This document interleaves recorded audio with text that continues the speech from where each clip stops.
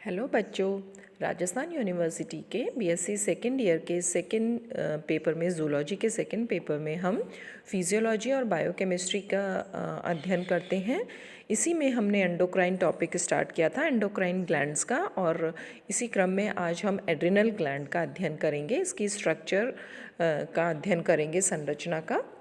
तो adrenal gland को अधिवृक्क ग्रंथि भी कहा जाता है और नाम से स्पष्ट है, अधिवृक्क अर्थात वृक्क के ऊपर उपस्थित ग्रंथि। पोजीशन इसकी होगी कि यह जो हमारे वृक्क हैं, किडनीज हैं, उनके ऊपर स्थित होती है, अतः इसे सुप्रारीनल ग्लैंड भी कहा जाता है। सुप्रा का अर्थ होता है above, renal word is use for kidneys. तो यह वह किडनी जो कि वह ग्लैंड जो कि किडनीज के ऊपर स्थित है। अगर हम एड्रिनल ग्लैंड की संरचना देखें तो यह दो भागों में विभाजित होती है। बाह्य होता है कॉर्टेक्स और आंतरिक भाग कहलाता है मेड्यूला।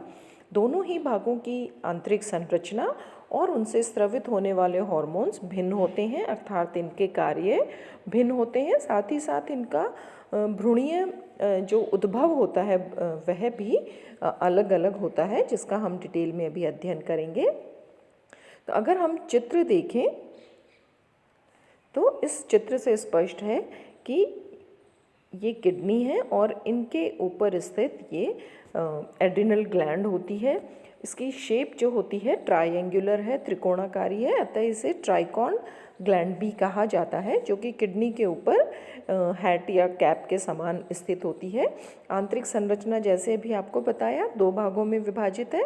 बाह्य कॉर्टेक्स जो कि फाइब्रस कैप्सूल से आवृत रहती है, थिक फाइब्रस कैप्सूल होता है इसके चारों ओर, और आंतरिक भाग जो होता है वह मेड्यूला कहलाता है।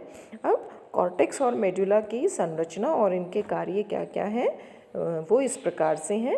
एड्रिनल कॉर्टेक्स जो है अर्थात बाह्य भाग जो है वाइट फाइब्रस कैप्सूल के अंदर की ओर स्थित होता है और इसका उद्भव मीजोडर्म से होता है, अर्थात यह मीजोडर्मल ओरिजिन की होती है।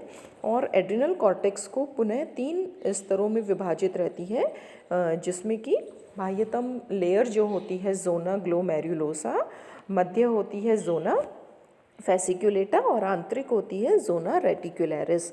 जोना का अर्थ होता है लेयर और बेल्ट, बेल्ट अर्थात एक लेयर, और ग्लोमेरुलोसा स्मॉल स्फेरिकल गोलीय संरचनाएं। तो जो सबसे बाह्यतम लेयर है जो कि कॉर्टेक्स का लगभग 15% भाग बना रही हैं और वाइट फाइब्रस जो कैप्सुलर कोट है उसके नीचे स्थित होती हैं, और इसकी जो कोशिकाएं होती हैं वो गोलीय होती हैं और एक क्लस्टर या गुच्छ रूप में आपस में उपस्थित होती हैं, क्लोजली पैक होती हैं, और इनसे स्रवित जो हार्मोन होते हैं उन्हें मिनरलोकॉर्टिकॉइड्स कहा जाता है। अब नाम से स्पष्ट है कि ये जो मिनरलोकॉर्टिकॉइड्स होते हैं हमारे शरीर में मिनरल होम्योस्टेसिस या मिनरल्स नियमन का कार्य करते हैं। दूसरा स्तर जो होता है एड्रिनल कॉर्टेक्स का वह होता है जोना फेसिकुलेटा, और फेसिकुलेटा का अर्थ होता है स्मॉल बंडल्स, यानी कि जो कोशिकाएं होती हैं वो लंबवत होती हैं, लंबाकार होती हैं, स्ट्रेट और कॉलम्स में अरेंज्ड होती हैं। और जो फेसिकुलेटा लेयर है वह ग्लैंड का लगभग 50% भाग बनाती हैं, और इनकी जो कोशिकाएं हैं वे ग्लूकोकॉर्टिकॉइड्स का स्त्रवण करती हैं। ग्लूकोकॉर्टिकॉइड्स नाम से स्पष्ट हो रहा है कि शरीर में शर्करा नियमन का कार्य करती हैं, ग्लूकोज होम्योस्टेसिस का कार्य करती हैं, अर्थात अतिरिक्त शर्करा को स्टोर्ड फॉर्म में कन्वर्ट करके उसे संचित करना इनका कार्य होता है। फिर होता है जोना रेटिकुलरिस। रेटिकुलर जो वर्ड होता है जालिका के लिए उपयोग में लिया जाता है, और जालिका का अर्थ होता है कि ये जो कोशिकाएं हैं ये शाखित होती हैं और आपस में गुंथ कर जालिका रूपी व्यवस्थित होती हैं, तथा संपूर्ण ग्लैंड का ये लगभग 7% भाग बनाती हैं। जो रेटिकुलर सेल्स होती हैं ये मुख्य रूप से गोनेडोकॉर्टिकॉइड्स का स्रवण करती हैं। गोनेडो शब्द जनद के लिए है, अर्थात ये जो हार्मोन होंगे मुख्य रूप से एंड्रोजन को स्रावित करते हैं और उनके प्रभाव को नियंत्रित करते हैं, जैसे कि एंड्रोजन द्वारा मैस्कुलिनाइजिंग इफेक्ट जो होता है, नर जो सेकेंडरी इफ़ेक्ट्स होते हैं, लैंगिक द्वितीयक लक्षण होते हैं नर के, उनको ये नियंत्रित करती हैं। इसके अतिरिक्त जो रेटिकुलरिस सेल्स होती हैं और साथ ही साथ फेसिकुलेटा सेल्स, वो एस्कॉर्बिक एसिड का भी उनमें संचित होता है, संग्रहित होता है, जो कि विटामिन सी का स्रोत होता है। इस प्रकार से एड्रिनल कॉर्टेक्स 3 लेयर्स में विभाजित है। इसी तरह से एड्रिनल मेड्यूला, जहाँ एड्रिनल कॉर्टेक्स मीजोडर्मल ओरिजिन होती है, एड्रिनल कॉर्टेक्स जहाँ की मीजोडर्मल ओरिजिन में है, और adrenal medulla neuro ectoderm origin होता है इसका। और एड्रिनल मेड्यूला की जो सेल्स होती हैं वो कंपैरेटिवली लार्ज और कणीय कोशिकाएं होती हैं। ये कोशिकाएं प्रोस्टागैंग्लियोनिक कोशिकाओं का एक परिवर्धित रूप होती हैं। गैंग्लियोनिक कोशिकाएं अर्थात तंत्रिका कोशिकाओं का एक परिवर्धित रूप होती हैं, और अर्थात परिवर्धित रूप अर्थात वे तंत्रिका कोशिकाएं जो कि श्रवण कार्य में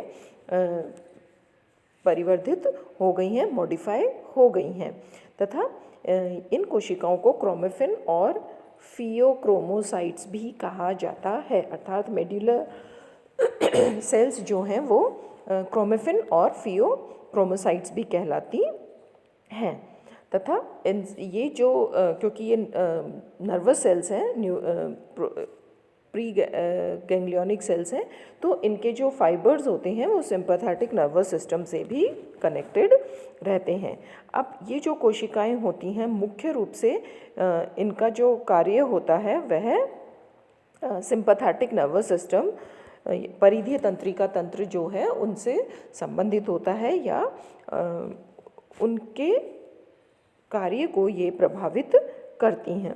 अगर हम देखें कि मुख्य रूप से एड्रिनल ग्लैंड से कौन कौन से हार्मोन स्रावित हो रहे हैं, ये चार्ट है, इसमें आप स्पष्ट रूप से देख सकते हैं कि कॉर्टेक्स की zona glomerulosa, mineralocorticoids, zona fasciculata, glucocorticoids और जोना रेटिकुलरिस से एंड्रोजन्स स्रावित हो रहे हैं, जिसमें कि मुख्य रूप से एस्ट्रोजन और टेस्टोस्टेरोन है, जो कि फीमेल और मेल्स में सेकेंडरी सेक्स कैरेक्टरिस्टिक्स के लिए उत्तरदायी हैं। इसी प्रकार मेड्यूला से कैटकोलामीन और पेप्टाइड्स का स्रवण होता है।